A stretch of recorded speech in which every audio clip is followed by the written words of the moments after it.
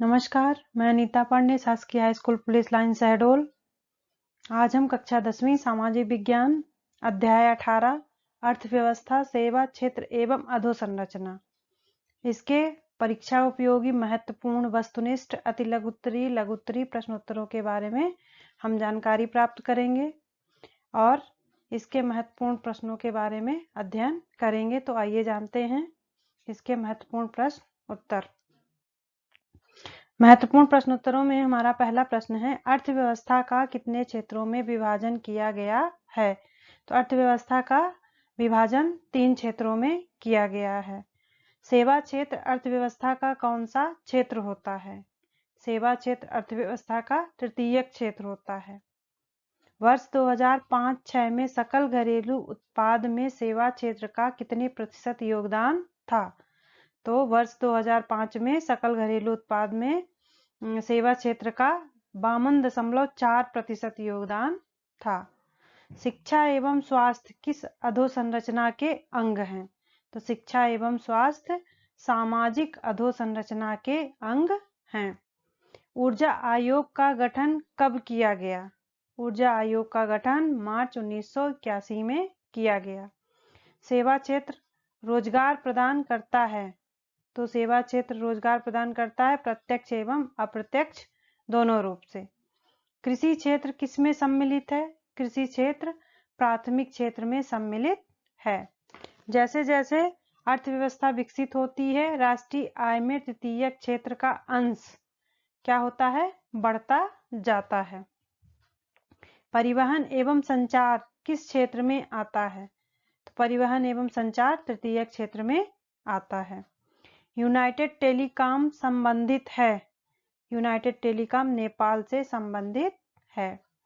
Cement का कारखाना क्षेत्र है। तो सीमेंट का कारखाना द्वितीयक क्षेत्र के अंतर्गत आता है। मछली पालन क्षेत्र है। तो मछली पालन प्राथमिक क्षेत्र है। डिजिटल चार्ट संबंधित है। तो डिजिटल चार्ट्स मालदीव से संबंधित है। स्वर्णिम चतुर्भुज का संबंध किससे है? स्वर्णिम चतुर्भुज का संबंध यातायात से है। अगला है हमारा, भारत में रेल सेवा आरंभ हुई। तो भारत में रेल सेवा 1853 में आरंभ हुई। किस क्षेत्र में प्राकृतिक उत्पादों को विनिर्माण के द्वारा अनेक उपयोगी रूपों में परिवर्तित किया जाता है?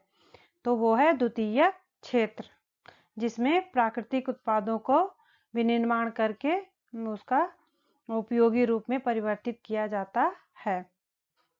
रेल, सड़क और वायु परिवहन किस क्षेत्र में आते हैं?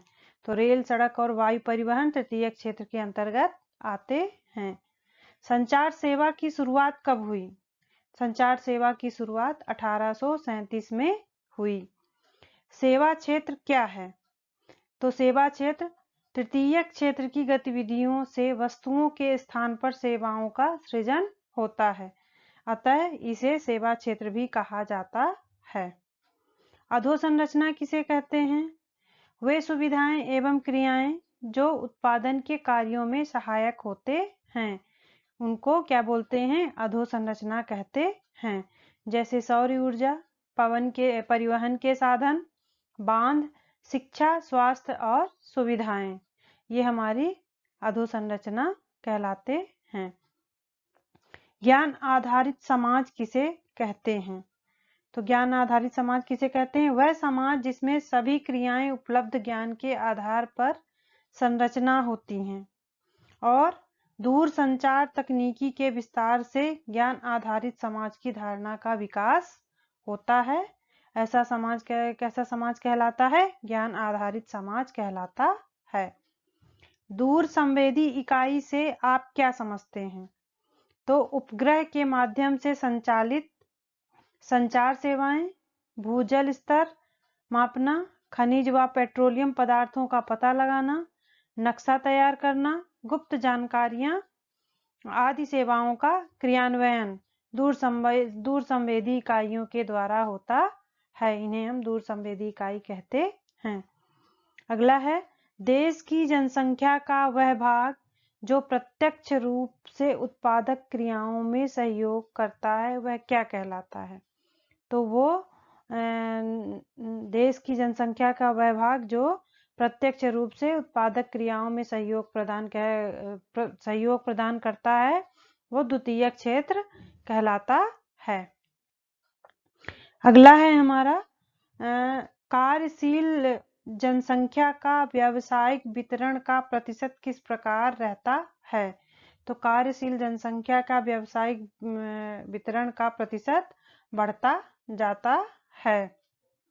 अर्थव्यवस्था के उस क्षेत्र का नाम बताइए जो कृषि एवं उद्योग के संचालन में सहायता पहुंचाता है। तो अर्थव्यवस्था का वह क्षेत्र है तृतीयक क्षेत्र जो कृषि एवं उद्योग के संचालन में सहायता पहुंचाता है।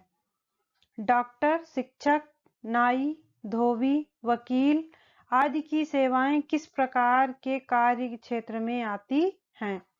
तो डॉक्टर, शिक्षक, नाई, धोबी, वकील की सेवाएं तृतीयक क्षेत्र के अंतर्गत आती हैं। तो इस तरह से ये हमारा अध्याय 18 के क्वेश्चन आंसर हो गए हैं। अगर आपको कुछ और इसके क्वेश्चन आंसर पूछना हो तो पूछ सकते हैं, और अगर आपको मेरे और वीडियो चाहिए हो तो वीडियो को आप सब्सक्राइब जरूर करें जिससे कि आपको हमारा अगला वीडियो मिल जाए।